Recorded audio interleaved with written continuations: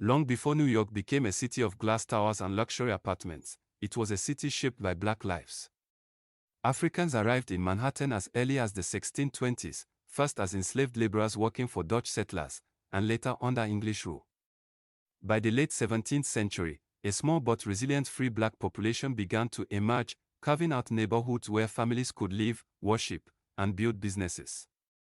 Churches, schools, and social clubs became the backbone of these communities, places where people forged bonds of solidarity against a society determined to marginalize them. By the 19th century, neighborhoods like Harlem and the Lower East Side had become hubs of African American life. Black artisans, musicians, and business owners thrived despite widespread racism. Harlem, in particular, would become the epicenter of the Harlem Renaissance, a global movement celebrating black art, literature, music, and intellectual thought.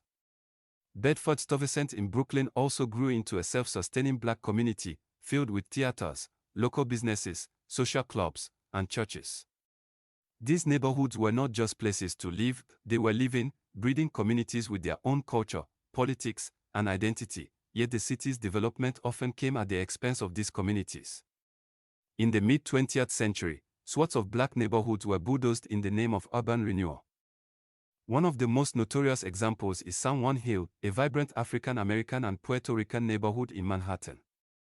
Known for its jazz clubs, theaters, and close-knit families, San Juan Hill was destroyed in the 1950s to make way for Lincoln Center.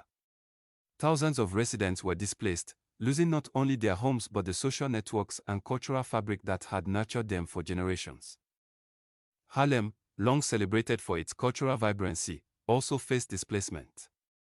Redlining, discriminatory housing policies, and rising rents forced many longtime residents out, even as developers transformed the neighborhood into a cultural destination for outsiders.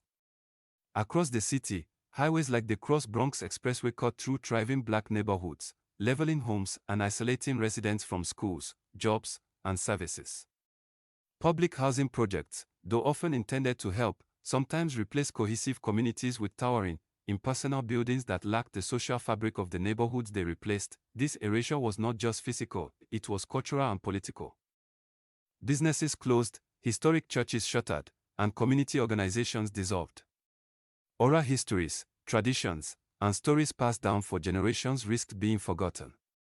Even as black New Yorkers contributed to music, literature, activism, and politics, much of their history was left out of official narratives, yet the community's resilience endured.